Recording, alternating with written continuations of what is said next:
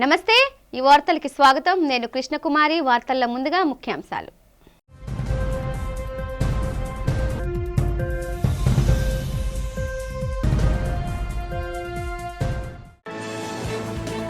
అనంతపురంలో super success అయిన కూటమి ప్రభుత్వ పాలన సూపర్ 6 సూపర్ హిట్ కార్యక్రమం వేదికపై వాహన మిత్ర పథకంగా ఆటో డ్రైవర్లకు దసరా కానుకగా 15,000 ప్రకటించిన ముఖ్యమంత్రి చంద్రబాబు నాయుడు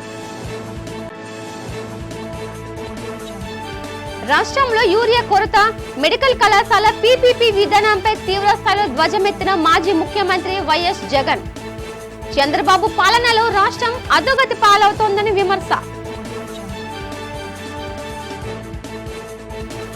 రాష్ట్ర ఆర్థిక పరిస్థితి అమలు చేస్తున్న సంక్షేమ పథకాలను అనంత వేదికపై వివరించిన ఉప ముఖ్యమంత్రి పవన్ కళ్యాణ్ ఎన్ని ఆర్థిక ఇబ్బందులు ఉన్నా ఇచ్చిన మాటకు కట్టుబడి సూపర్ 6 అమలు చేస్తున్నామని వెల్లడి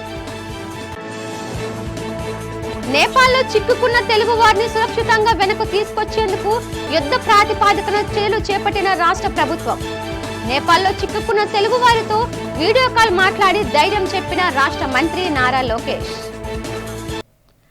రాష్ట్రంలో పేదల జీవితాలు మార్చేందుకు ఎన్డీఏ సర్కార్ సూపర్ 6 అమలు చేస్తోందని సంక్షేమం అంటే ఓట్ల రాజకీయం కాదని ముఖ్యమంత్రి చంద్రబాబు అన్నారు అనంతపురం వేదికగా కూటమి ప్రభుత్వం ఆధ్వర్యంలో ఏర్పాటు చేసిన సూపర్ 6 సూపర్ హిట్ కార్యక్రమంలో ముఖ్య అతిథిగా పాల్గొని మాట్లాడారు సంక్షేమం అంటే తాత్కాలిక అవసరం తీర్చడం కాదని సంక్షేమం అంటే పేదల జీవితాలు మార్చాలన్నారు అందుకే అన్ని వర్గాలతో చర్చించి 2024 ఎన్నికల్లో సూపర్ 6 హామీలు తెచ్చామన్నారు 2023 మే నెల 28న రాజమండ్రి మహానాడులో సూపర్ 6 పథకాలు ప్రకటించామని చెప్పారు సూపర్ 6 హామీలతో పాటుగా ఉమ్మడిగా కూటమి మేనిఫెస్టోతో ఎన్నికలకు వెళ్లి ప్రజా తీర్పు కోరామని చెప్పారు 2024 ఎన్నికల చరిత్రను తిరగరాశాయని కనీ విని ఎరుగని రీతిలో 57% ఓట్ షేర్ 93% స్ట్రైక్ రేటుతో 164 అసెంబ్లీ సీట్లు 21 లోక్సభ సీట్లు గెలుచుకున్నామని ఆనందాన్ని వ్యక్తం చేశారు గత ప్రభుత్వం ప్రజావేదిక కూల్చివేతతో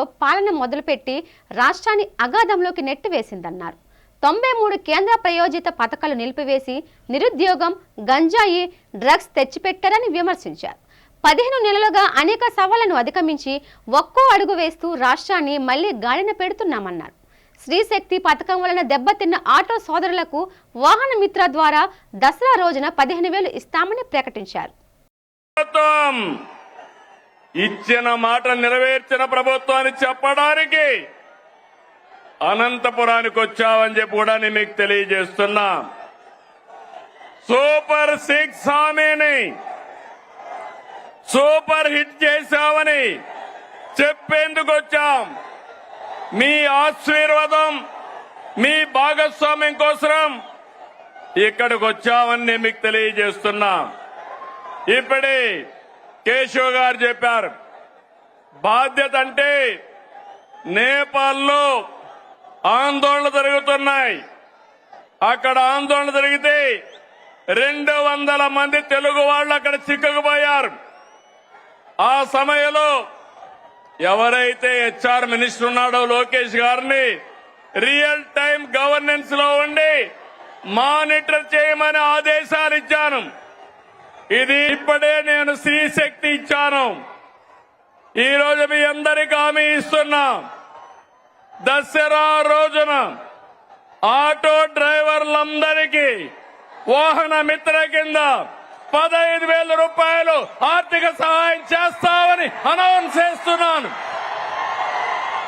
హ్యాపీనా సంతోషమా అని అడుగుతున్నా ఎన్నికల్లో చెప్పాం ఎన్ని కష్టాలున్నా చేస్తాం వాహన మిత్ర కింద సంవత్సరానికి ఆటో డ్రైవర్లకి 15,000 ఇస్తామని మీ అందరికీ హామీ ఇస్తున్నా ఇది మంచి కార్యక్రమం అనుకుంటే గట్టిగా చప్పట్లు కూడా చెప్పండి మంచి కార్యక్రమం అని ఇది ప్రభుత్వానికి పేదవాళ్లపై నుండే ప్రేమని మరొక్కసారి మీ అందరికీ తెలియజేస్తున్నా రాష్ట్రంలో రైతులు ఎదుర్కొంటున్న ఎరువుల కొరతపై మాజీ ముఖ్యమంత్రి వైసీపీ అధినేత జగన్ తీవ్ర స్థాయిలో ధ్వజమెత్తారు ముఖ్యమంత్రి చంద్రబాబు సొంత నియోజకవర్గమైన కుప్పంలో కూడా రైతులు ఎరువుల కోసం బారులు తీయడం సిగ్గుచేటని సంచలన వ్యాఖ్యలు చేశారు. తాడేపల్లిలోని పార్టీ కేంద్ర కార్యాలయంలో ఏర్పాటు చేసిన మీడియా సమావేశంలో ఆయన మాట్లాడుతూ రాష్ట్రంలో అసలు ప్రభుత్వం ఉందా అనే సందేహం కలుగుతోందని విమర్శించారు. ప్రభుత్వం కావాలని ఎరువుల కృత్రిమ కొరత సృష్టించి బ్లాక్ మార్కెట్ను ప్రోత్సహిస్తోందని జగన్ ఆరోపించారు. తమ 5 ఏళ్ల పాలనలో ఎరువుల కోసం రైతులు రోడ్డెక్కిన పరిస్థితి ఎన్నడూ లేదని గుర్తు చేశారు. గత 2 నెలలుగా రైతులు తీవ్ర ఇబ్బందులు పడుతున్నారన్నారు. రైతుల సమస్యలపై పోరాడేందుకు తమ పార్టీ ఆధ్వర్యంలో అన్నదాత పోరు కార్యక్రమం నిర్వహించి ఆర్డీఓలకు వినతి పత్రాలు ఇస్తే అర్ధరాత్రి పోలీసులు వచ్చి మా నేతలకు నోటీసులు ఇచ్చి భయభ్రాంతులకు గురి చేశారని మండిపడ్డారు. రైతుల కోసం పోరాటం తప్ప అని జగన్ ప్రభుత్వాన్ని నిలదీశారు. రాష్ట్రంలో పాలన ప్రజల కోసం కాకుండా దోపిడీదారుల కోసం సాగుతోందని ఆయన ఆరోపించారు. ప్రభుత్వ మెడికల్ కాలేజీలను పబ్లిక్ ప్రైవేట్ పార్ట్నర్షిప్ విధానంలో ప్రైవేటు వ్యక్తులకు కట్టబెట్టేందుకు ప్రయత్నాలు జరుగుతున్నాయని విమర్శించారు. విద్య, వైద్యం, వ్యవసాయ రంగాలను ప్రైవేటు వ్యక్తుల దోపిడీకి అప్పగించేస్తున్నారని ఆరోపించారు.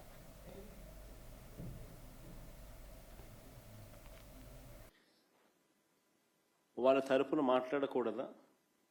ప్రజాస్వామ్యం అనేది ఏ రకంగా ఖూనీ కాబడతా ఉందన్న దానికి ఇవన్నీ నిదర్శనాలు.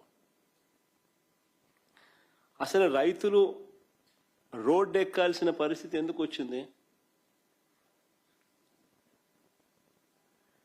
మీరు గన ఎరువులను అందించాల్సిన ఎరువులను అందించి ఉండింటే అసలు ఈ పరిస్థితే ఉండేది కాదు కదా. ఏ రైతు రోడ్డు ఎక్కే పరిస్థితే ఉండేది కాదు కదా.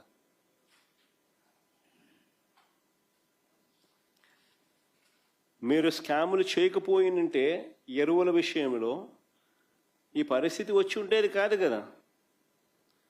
ఎరువుల కోసం 2 నెలలుగా రైతులు పడుతూ ఉన్న అగచాట్లు 2 నెలలుగా జరుగుతూ ఉంది. It's not something over night జరిగింది కాదు. 2 నెలలుగా ఇది కనిపిస్తూ ఉంది. 2 నెలలుగా రైతులు పడుతూ ఉన్న అగచాట్లు దీనికి సాక్ష్యం కాదా అని అడుగుతా ఉన్నా. అసలు ఇంత అధ్వానంగా ప్రభుత్వాన్ని నడుపుతా ఉన్నారు. ఎరువుల కోసం అసలు రైతులు ఎలాంటి అగచాట్లు పడతా ఉన్నారు అనేది ఒకసారి ఫోటోలు ఒకసారి చూపించమ్మా. ఒకసారి క్యూలు చూడండి ఒకసారి. రైతులకు ఎరువులు దక్కక కృష్ణా జిల్లా ఘంటసాల మండలం లంకపల్లి పిఎస్సి వద్ద కానీ మునుబొమ్మ పార్వతీపురం మన్యంలో విజయనగరం ఎస్కోటలో ఎరువుల కోసం బారులు తీరిన రైతులు, రాజంలో ఎరువుల కోసం రైతులు కొట్లాట, అనకాపల్లి తుమ్మపాలలో రాత్రి సమయంలో ఎరువుల కోసం పాటలు, రాత్రి సమయంలో తూర్పుగోదావరి జిల్లా తాళ్లపూడి మండలంలో పరిస్థితి అది, ఏలూరులో పరిస్థితి అది,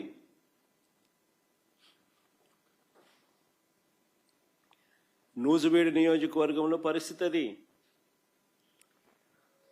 ఎన్టీఆర్ జిల్లా గొల్లపూడి ఎరువుల కోసం క్యూ కట్టిన రైతుల పాదరక్షలు, గుంటూరు జిల్లా రేపల్లె వ్యవసాయ మార్కెట్ యార్డ్ గోడౌన్ వద్ద రైతుల ఆందోళన. ఎరువుల కోసం ఇదంతా. పామరు మండలంలో, ప్రకాశం జిల్లా పామరు మండలంలో, పామూరు మండలంలో కురమద్దాలిలో పరిస్థితి అది.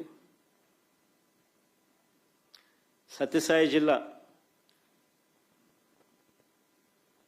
సోమందపల్లెలో పిఎస్సి వద్ద పరిస్థితి. అన్నమయ్య జిల్లా మదనపల్లెలో క్యూ లైన్లో పరిస్థితి. చిత్తూరు జిల్లా కుప్పం సొంత నియోజకవర్గం, చంద్రబాబు నాయుడు సొంత నియోజకవర్గంలో పరిస్థితి అది. ఏడన్నా దుంకి సావచ్చు చంద్రబాబు నాయుడు.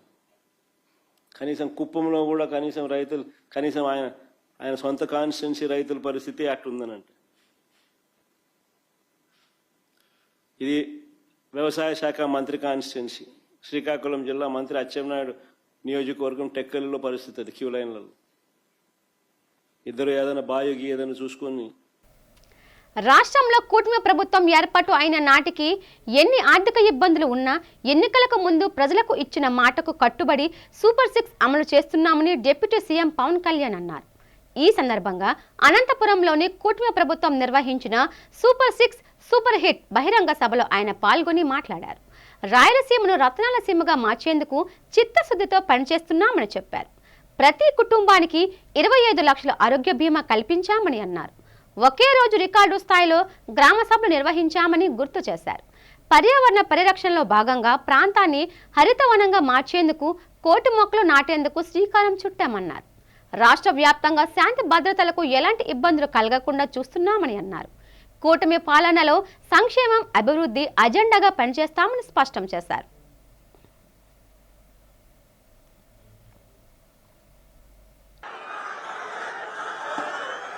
ఈ రోజున మేమందరం గౌరవ ముఖ్యమంత్రి గారి చంద్రబాబు నాయుడు గారి నాయకత్వంలో మీ ముందుకున్నాం.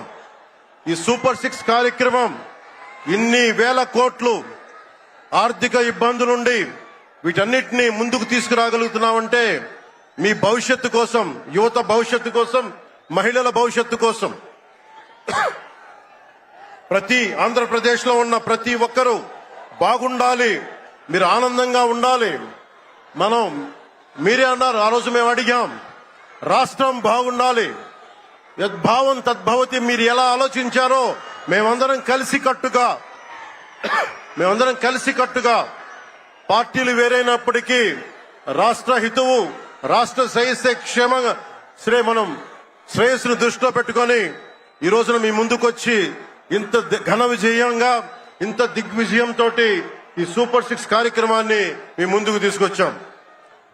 దీని సూపర్ 6 కార్యక్రమానికి సంబంధించి భవిష్యత్తు రాయలసీమ వెనుకబాటుతనం గురించి, దానికి నీటి సౌకర్యాల గురించి, పారిశ్రామిక గురించి గౌరవ ముఖ్యమంత్రి గారు మాట్లాడతారు. నేను మీ చెప్పదలుచుకున్నది, నేపాల్లో చిక్కుకున్న తెలుగు వారిని సురక్షితంగా వెనక్కి తీసుకురావడమే ఏకైక అజెండా అని, ఈ మేరకు అధికారులు సమన్వయంతో వ్యవహరించి అవసరమైన చర్యలు చేపట్టాలని విద్యా, ఐటీ శాఖల మంత్రి నారా లోకేష్ ఆదేశించారు. నేపాల్లో నెలకొన్న సంక్షోభం నేపథ్యంలో ఆ దేశంలో చిక్కుకున్న తెలుగు వారిని సురక్షితంగా రాష్ట్రానికి తీసుకురావడంపై సచివాలయంలోని ఆర్టీజీఎస్ కేంద్రంలో ఏపీ భవన్ వివిధ శాఖల ఉన్నతాధికారులతో విద్యా, ఐటీ, ఆర్టీజీఎస్ శాఖల మంత్రి నారా లోకేష్ సమీక్షించారు. నేపాల్లో ఇప్పటి వరకు 215 మంది తెలుగువారు చిక్కుకున్నట్లు సమాచారం ఉందని అన్నారు. ఈ సందర్భంగా అధికారులు వివరించారు.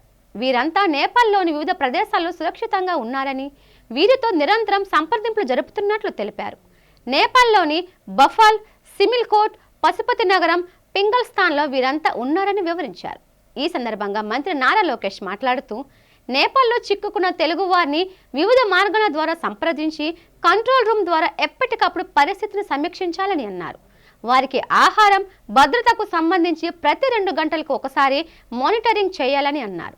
నేపాల్లో చిక్కుకున్న తెలుగువారు రాష్ట్రంలోని ఏ ప్రాంతాలకు చెందినవారు, వారి సమగ్ర వివరాలతో కూడిన సమాచారాన్ని సిద్ధం చేయాలని ఆదేశించారు. ప్రత్యేక కాల్ సెంటర్, వాట్సాప్ నెంబర్లను అందుబాటులో ఉంచాలని, కలెక్టర్ల ద్వారా పరిస్థితిని ఎప్పటికప్పుడు సమీక్షించాలని ఆదేశించారు.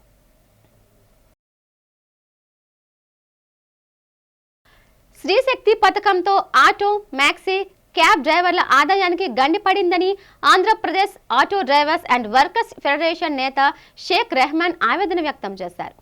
వాటిని నడుపుకుంటూ జీవనం సాగిస్తున్న వారికి ప్రతి నెల 5,000 రూపాయల చొప్పున ప్రభుత్వం ఆర్థిక సహాయం అందచేయాలని డిమాండ్ చేశారు. జీవీఎంసీ ఎదురుగా ఉన్న గాంధీ విగ్రహం వద్ద ఫెడరేషన్ ఆధ్వర్యంలో ఆటో, మ్యాక్సీ, క్యాబ్ డ్రైవర్లు తమను ఆదుకోవాలని నిరసన తెలిపారు. ఈ సందర్భంగా రెహమాన్ మాట్లాడుతూ, ప్రభుత్వం ఏడాదికి 25,000 రూపాయలు ఇస్తామని హామీ ఇచ్చిందన్నారు. అలా కాకుండా ప్రతి నెల వారికి 5,000 రూపాయల చొప్పున ఆర్థిక సహాయాన్ని ఇవ్వాలని డిమాండ్ చేశారు. ఆటో, మ్యాక్సీ, క్యాబ్ డ్రైవర్లకు ప్రభుత్వం డీజిల్, పెట్రోల్ 50% రాయితీతో ఇంధనం అందించాలని కోరారు. రాష్ట్ర ప్రభుత్వం జాప్యం చేయకుండా మోటార్ కార్మికులను సంక్షేమ బోర్డును ఏర్పాటు చేయాలని రెహమాన్ డిమాండ్ చేశారు. ఈ కార్యక్రమంలో ఫెడరేషన్ నేతలు సాయి కుమార్, నాగేశ్వరరావు, రాంబాబు, కె రాజకుమార్, సిహెచ్ కాసుబాబు పాల్గొన్నారు.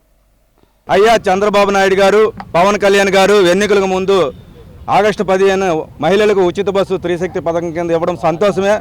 ఒక వర్గానికి మేలు మరో వర్గానికి నష్టదాయకమైన ఆటో మోటార్ కార్మిక రంగాన్ని ఆదుకునే విధంగా చర్యలు తీసుకోవాలి.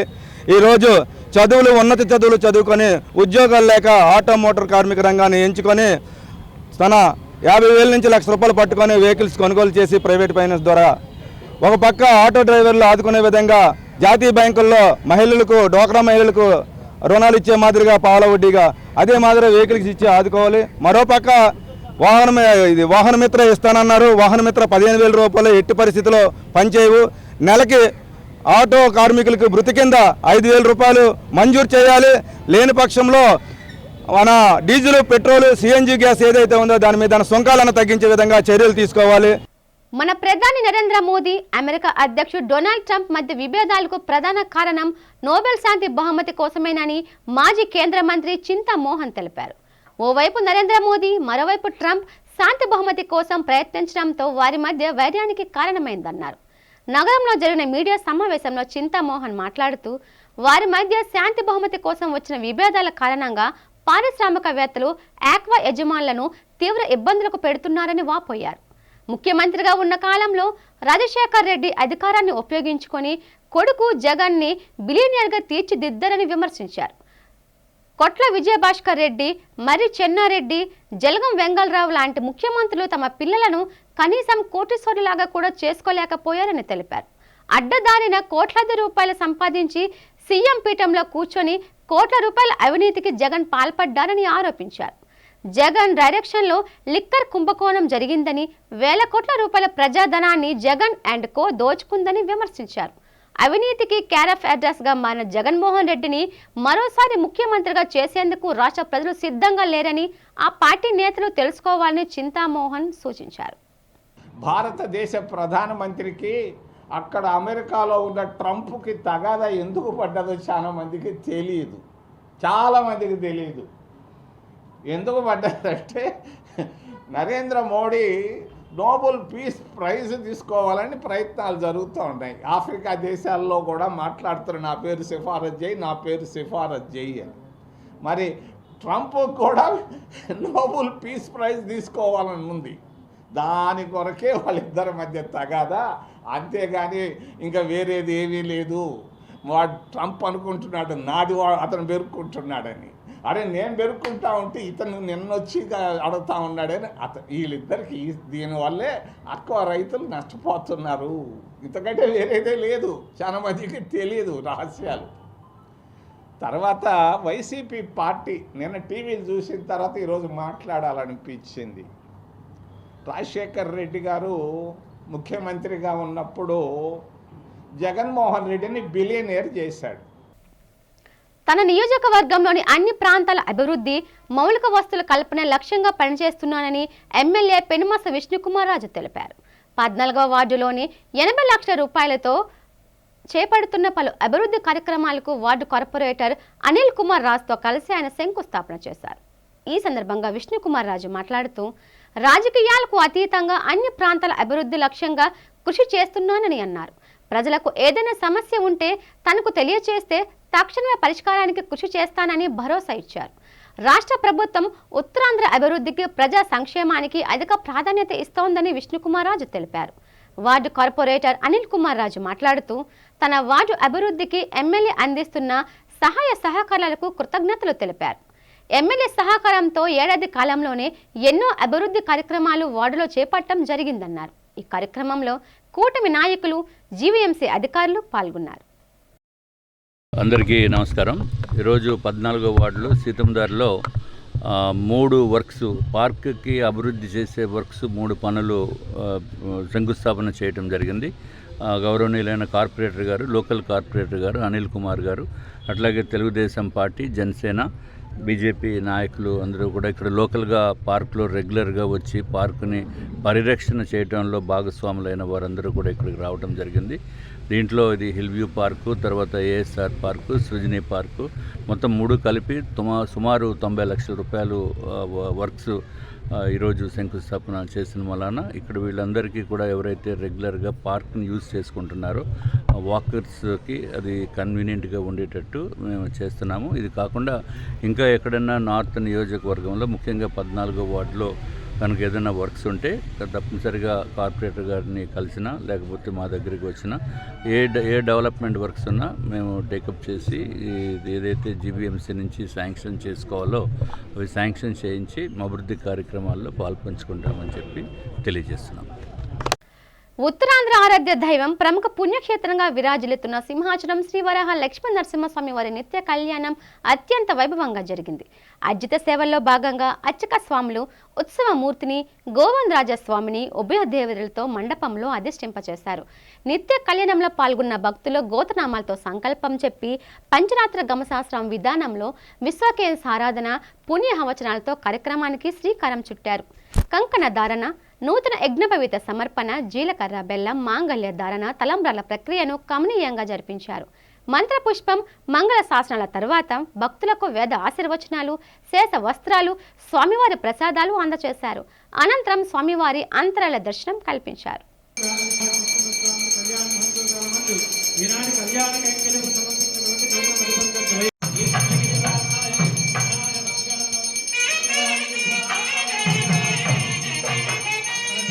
వినాయక చవితి ఉత్సవాలను పురస్కరించుకుని 34వ వార్డులోని కొబ్బరి తోటలో క్రేజీ బాయ్స్ ఆధ్వర్యంలో భారీ అన్న సమారాధన జరిగింది. ఈ సందర్భంగా వివిధ రకాల వంటలను భక్తులకు వడ్డించి వెండి వినాయకుని విగ్రహాలను ఉచితంగా పంపిణీ చేశారు. గణనాథునికి 40 రకాల స్వీట్లు నైవేద్యాన్ని సమర్పించారు. ఈ కార్యక్రమంలో Visakha east sub division ACP K Lakshmanamurthy, 2 town CI VVCM Errannaidu, 3 town CI P Paidayya, NTR వైద్య trust vice chairman Seetamraju Sudhakar తదితరులు హాజరై భక్తులకు అన్నప్రసాదాన్ని వడ్డించారు.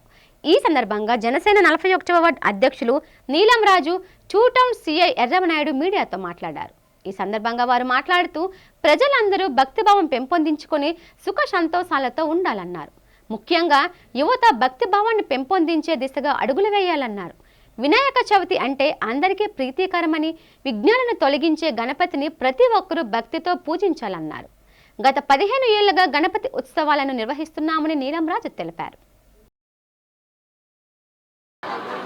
మా 2 టౌన్ జ్యూరిడిక్షన్లో ప్రతి సంవత్సరం కూడా గత 10 ఏళ్ల నుంచి కొబ్బరి తోటలో వీళ్ళు వినాయక నిమజ్జనం అయిన తర్వాత గొప్పగా ఘనంగా వీళ్ళు ఈ క్రేజీ బాయ్స్ అండ్ ఇక్కడ లోకల్ లీడర్స్ ఆధ్వర్యంలో ప్రతి సంవత్సరం కూడా వినూతనంగా అన్నదాన కార్యక్రమం అనేది ఏర్పాటు చేయడం జరుగుతుంది.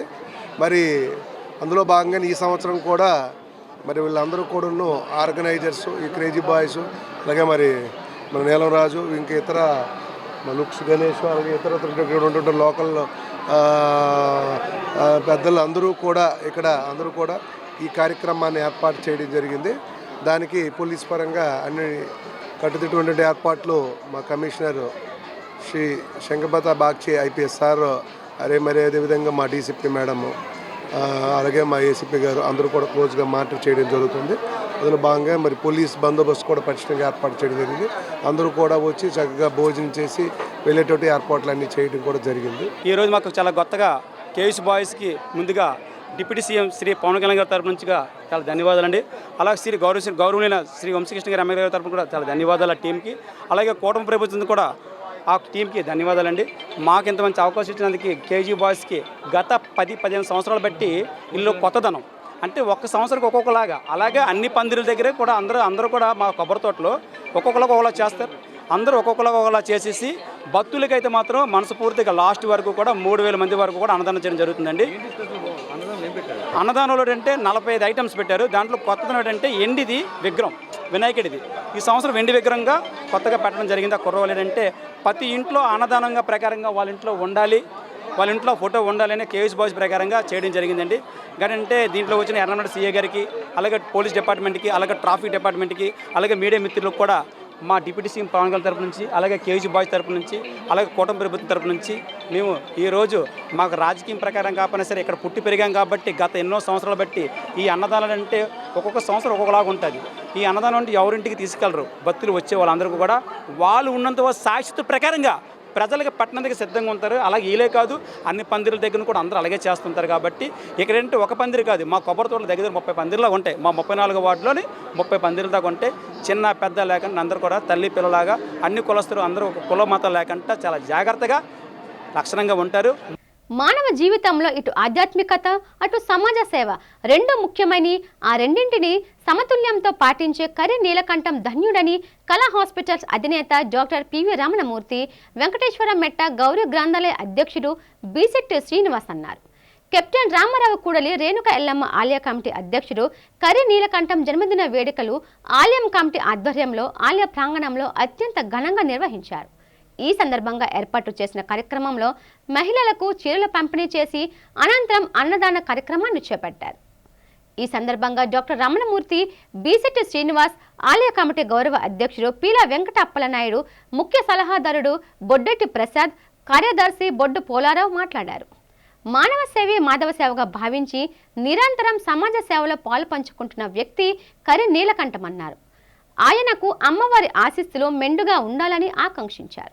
ఈ కార్యక్రమంలో ఆలయ కమిటీ ప్రతినిధులు బడే నాగరాజు, పంపాన గణేష్, సత్యనారాయణ, వాసుపల్లి నారాయణ, మధు, పాకలపాటి అప్పారావు, డి శేఖర్, సతీష్, ఎన్టీఆర్ అభిమాన సంఘం ప్రతినిధులు, ఆలయ అర్చకులు కామేశ్వర శర్మ తదితరులు పాల్గొన్నారు. ఇక్కడ అందరం కలిసి రెగ్యులర్గా చేసే ఆచారంలో భాగంగానే ఈ గుడి ప్రాంగణంలోనే బర్త్డే ఫంక్షన్స్ చేసుకోవడం మాకు అందరికీ ఒక పరిపాటి అలవాటైంది.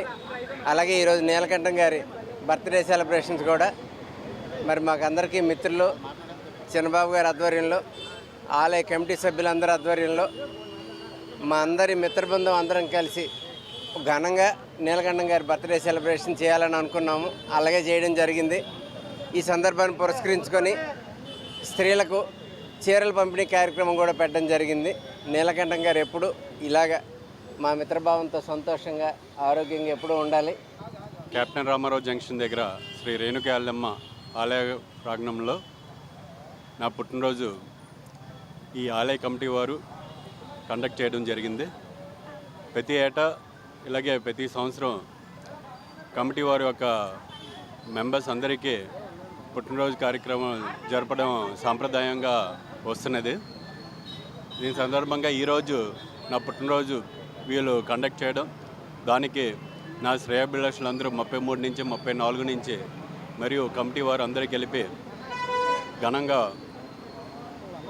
జరపడం జరిగింది. వాళ్ళందరికీ పేరు పేరున ప్రతి ఒక్కరికి 34 వార్డులో 33 వార్డులో కొలివే ఉన్న రేణుకా ఎల్లమ్మ అమ్మవారి ఆలయ ప్రెసిడెంట్ అతి చిన్న వయసులోనే తక్కువ రోజులో ఎంతో చక్కని పేరు ప్రజా ఆదరణ సంపాదించుకొని మరి వారు చేతికి ఎముకలేదు, ఎవరైనా ఆకలంటే అన్నం పెట్టే మనస్తత్వం.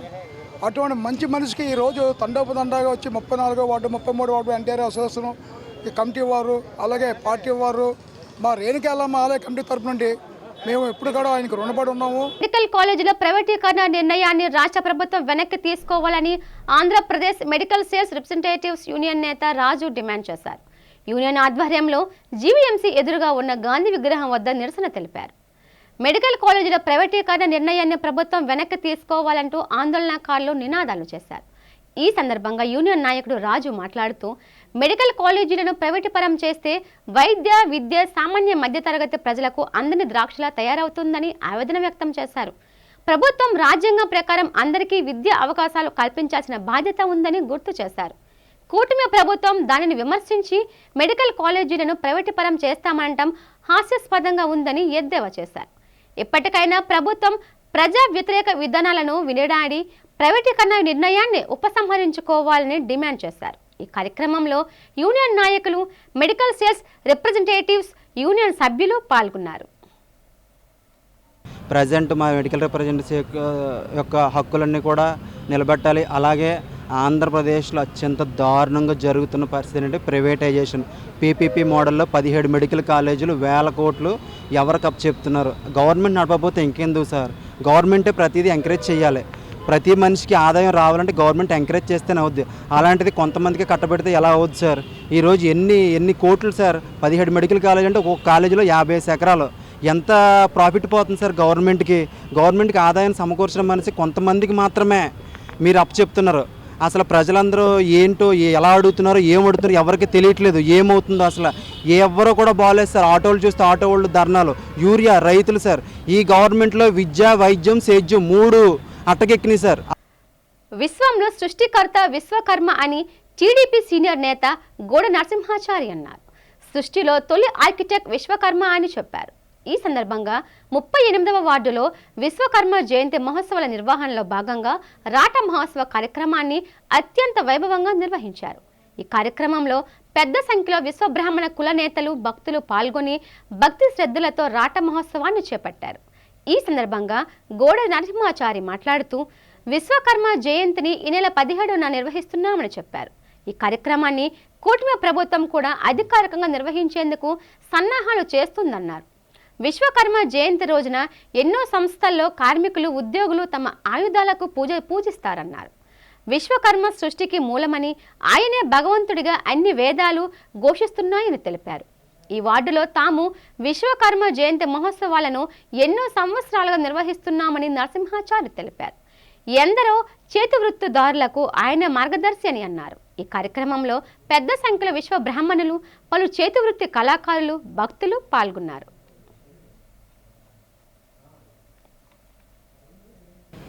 రాట మహోత్సవం అత్యంత వైభవంగా జరిగింది.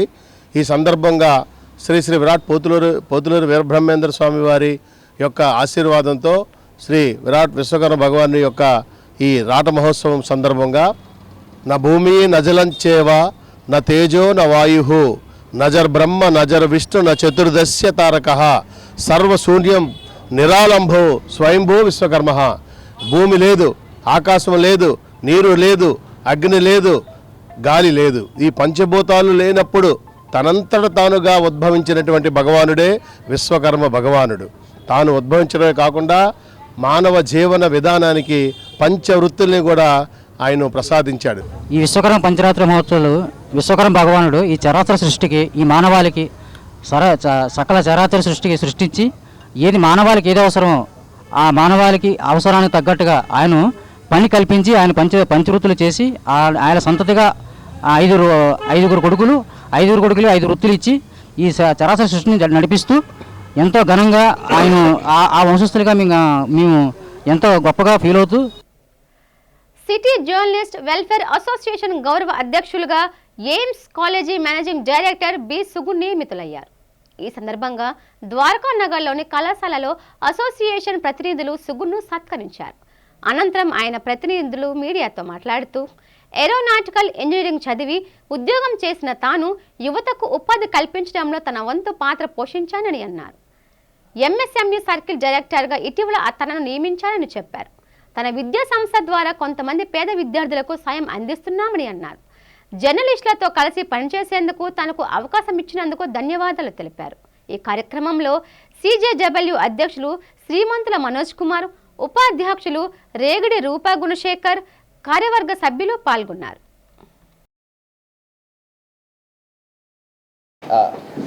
ముందుగా నేను వేరియస్ ఎయిర్పోర్ట్స్లోని ఎయిర్పోర్ట్ మేనేజర్గా చేస్తూ మినిమం ఒక 400 నుంచి 500 మందికి ఉద్యోగాలు ఇవ్వడం జరిగింది. అలాగే వేరే ఇతర దేశాల్లో కూడా పనిచేయడం జరిగింది. ఎయిర్పోర్ట్ మేనేజర్గా జిఎంఆర్ లాంటి పెద్ద సంస్థలతోని మాల్దీవ్స్ అండ్ ఆస్ట్రేలియా అట్లాంటి కంట్రీస్లో కూడా ఇలా ఎయిర్పోర్ట్ మేనేజర్గా చేస్తే ఎన్నో ఆపర్చునిటీస్ ఇవ్వడం జరిగింది.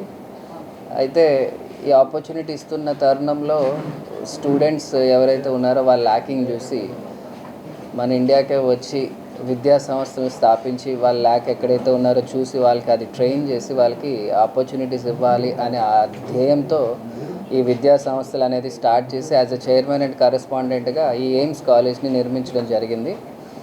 ఇప్పటివరకు వార్తలు ముగించే ముందు ముఖ్యాంశాలు మరోసారి.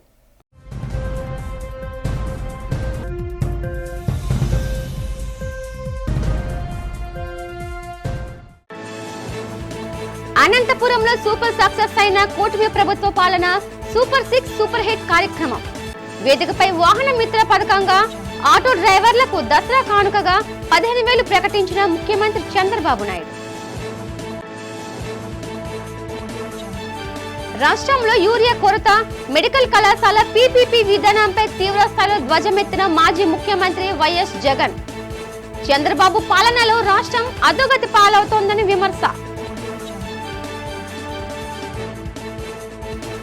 రాష్ట్ర ఆర్థిక పరిస్థితి, అమలు చేస్తున్న సంక్షేమ పథకాలను అనంత వేదికపై వివరించిన ఉప ముఖ్యమంత్రి పవన్ కళ్యాణ్. ఎన్ని ఆర్థిక ఇబ్బందులు ఉన్నా ఇచ్చిన మాటకు కట్టుబడి సూపర్ 6 అమలు చేస్తున్నామని వెల్లడి. నేపాల్లో చిక్కుకున్న తెలుగు వారిని సురక్షితంగా వెనక్కు తీసుకొచ్చేందుకు యుద్ధ ప్రాతిపాదికన చర్యలు చేపట్టిన రాష్ట్ర ప్రభుత్వం. నేపాల్లో చిక్కుకున్న తెలుగు వారితో వీడియో కాల్ మాట్లాడి ధైర్యం చెప్పిన రాష్ట్ర మంత్రి నారా లోకేష్. ఈ వార్తలు ఇంతటితో సమాప్తం. నమస్తే.